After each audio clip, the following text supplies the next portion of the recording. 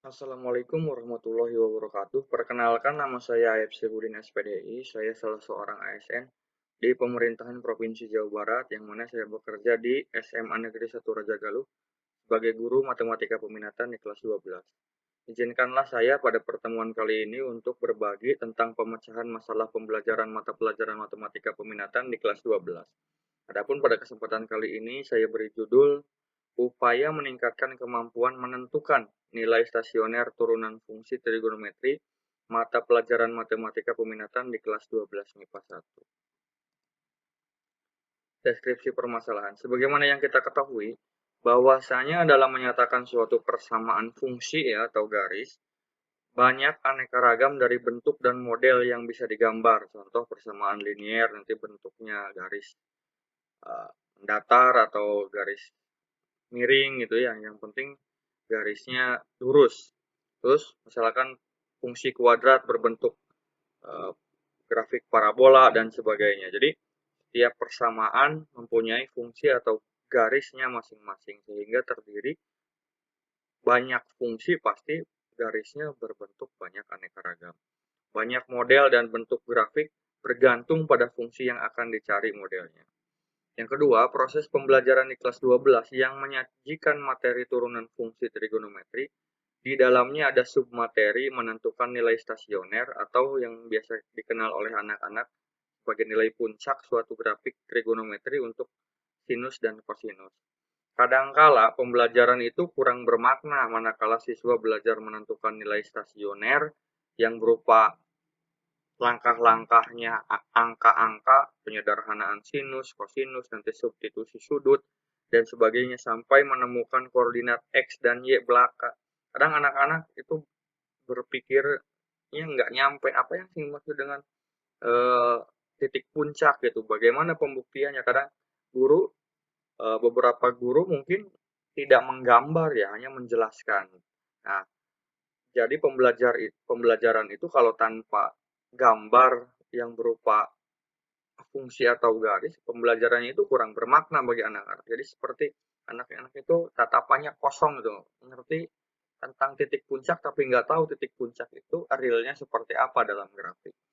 Nah, maka dari itu untuk menghadirkan grafik yang utuh dipandang penting gitu ya, apalagi sekarang di zaman modern sebenarnya guru tidak usah capek-capek menggambar grafik di papan tulis begitu. Nah, ini saya membuat resume angket awal ya di kelas 12 MIPA 1 mengenai turunan fungsi trigonometri yang berkaitan dengan titik stasioner. Ada 5 pernyataan saya bisa menentukan syarat titik stasioner. Yang tahu syarat titik stasioner cuma 7 orang. Saya mampu mencari nilai-nilai titik stasioner cuma 9 orang. Saya dapat membedakan nilai maksimum dan minimum 11 orang. Saya mampu menentukan interval fungsi naik cuma 5 orang. Saya mampu menentukan interval fungsi turun 10 orang. Ada masalah di sini. Ini berkaitan semuanya pernyataan ini dengan bagaimana grafik. Grafik sebuah fungsi trigonometri yang mana ada fungsi naik, fungsi stasioner, dan fungsi turun. Nah, berdasarkan angket ini hampir hanya sebagian kecil mungkin yang paham syaratnya, yang mengerti apa itu maksimum, apa itu naik dan turun. Maka ada masalah. Kenapa ada masalahnya? Saya duga mungkin karena mereka hanya belajar mengenai angka-angka saja. Tidak disajikan gambar yang real bagaimana sebuah fungsi itu membentuk grafik, lalu lahirlah konsep stasioner, fungsi naik dan fungsi turunnya. Akar permasalahan di sini saya gambarkan, saya rangkum menjadi beberapa, yaitu yang pertama siswa belum mengerti syarat fungsi stasioner. Yang kedua, siswa belum paham yang dimaksud dengan fungsi naik, stasioner, dan fungsi turun. Yang ketiga, siswa belum mampu menentukan nilai puncak atau koordinat stasioner. Yang keempat, siswa belum mampu menentukan nilai batas-batas interval. Ini batas fungsi itu interval, interval naik dengan interval turun. Yang kelima, siswa belum mampu membedakan nilai stasioner maksimum dengan nilai stasioner minimum. Lalu apa alternatif solusinya? Yang pertama, saya sebagai guru pasti harus membuat lembar aktivitas siswa, di mana dalam LKS tersebut disajikan gambar ya, gambaran baik itu sketsa maupun gambar real dari sebuah fungsi trigonometri. Lalu kemudian anak mencari sendirilah tentang apa itu fungsi naik, fungsi turun, dan stasioner dengan penemuan terbimbing atau discovery. Yang kedua, menyuruh siswa membuka laman desmos.com atau tentang trigonometri untuk menentukan gambar grafik dari fungsi trigonometri. Kenapa? Karena ya mau tidak mau ya kita pilihan apakah handphone itu untuk digunakan negatif saja atau positif. Maka kita sebisa mungkin manfaatkan teknologi ya. Ada laman yang bernama desmos.com bisa membantu untuk menggambar grafik secara simpel ya. Bahkan ini memudahkan saya sebagai guru tidak perlu ya capek-capek menggambar grafik fungsi di papan tulis. Yang ketiga, guru memberikan soalan kepada siswa dengan bantuan LKS maupun laman Desmos.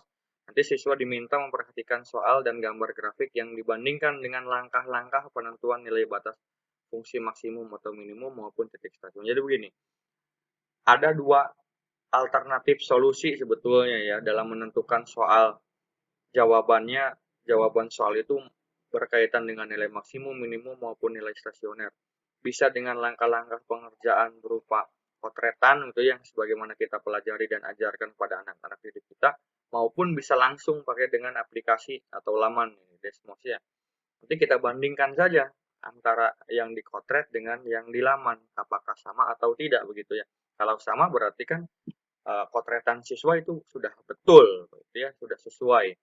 Nah, plus dibanding pula ketika ada gambar dari Desmos, siswa itu belajar seakan-akan lebih bermakna karena yang mereka kotret ternyata sama dengan gambar grafik yang dibantu oleh handphone atau komputer gitu.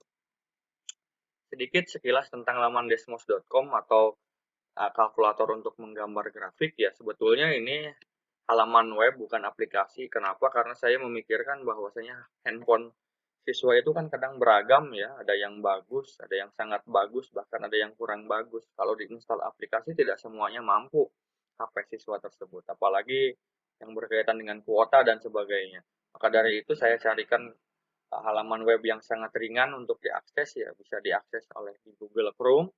Nah, nanti silahkan Bapak Ibu Guru juga kalau ingin praktek, tinggal ketikkan saja Desmos, nanti keluar, saya biasanya pilih yang graphing kalkulator, yang mana ini untuk menggambar grafik, untuk menentukan fungsi naik, fungsi turun, bahkan nilai stasioner sebuah fungsi trigonometri. Nanti kalau ini diklik, munculnya akan seperti ini tampilannya. Nanti kita substitusikan atau kita inputkan ke dalam laman ini persamaan fungsi trigonometri yang akan kita cari, misalkan nilai puncaknya, terus atau interval naiknya gitu ya. Jadi kita secara simpel bisa membuktikan kepada siswa kalau langkah-langkah yang mereka kerjakan itu bermakna gitu ya. Misalkan dapat nilai puncak maksimum, nilai puncak minimum, sama enggak dengan yang dikotret gitu ya. Kalau sama nanti berdasarkan pengamatan saya siswa itu cenderung lebih merasa takjub gitu ya, ternyata kotretan mereka itu sama dengan kotretan yang ada di komputer. Ini kan hasil pekerjaan komputer gitu ya Bapak Ibu, sekilas tentang aplikasi Desmos. Lalu hasil pemecahan masalahnya dengan solusi yang tadi digambarkan, satu, siswa dapat mengerti syarat fungsi stasioner. Yang kedua, siswa dapat paham fungsi naik, stasioner, dan fungsi turun. Yang ketiga, siswa mampu menentukan nilai puncak atau koordinat stasioner. Yang keempat, siswa mampu menentukan nilai batas fungsi naik dengan nilai batas fungsi turun. Yang kelima, siswa dapat membedakan nilai stasioner maksimum dengan nilai stasioner minimum. Nah, saya juga tergelitik untuk mencari tahu ya, dengan angket tentunya untuk mencari tahu bagaimana sebelum dan sesudah treatment tadi beberapa langkah. Yang pertama menggunakan LKS atau dengan bantuan Desmos. Nah, yang tadinya yang hanya mampu menentukan titik stasioner cuma 7, sekarang naik menjadi 27. Yang tadinya hanya mampu mencari nilai titik stasioner itu cuma 9 orang, sekarang menjadi 30 orang. Saya dapat membedakan nilai maksimum dan minimum tadinya cuma 11 menjadi 28. Yang mampu menentukan interval fungsi naik tadinya cuma 5, sekarang meningkat menjadi 28 orang. Yang mampu menentukan interval fungsi turun tadinya cuma 10, sekarang naik menjadi 30 orang. Nah, itu saja mungkin beberapa alternatif penyelesaian dari permasalahan yang saya kemukakan di depan. Mudah-mudahan bermanfaat bagi kita semua. Akhirul kalam, sampurasun. Assalamualaikum warahmatullahi wabarakatuh.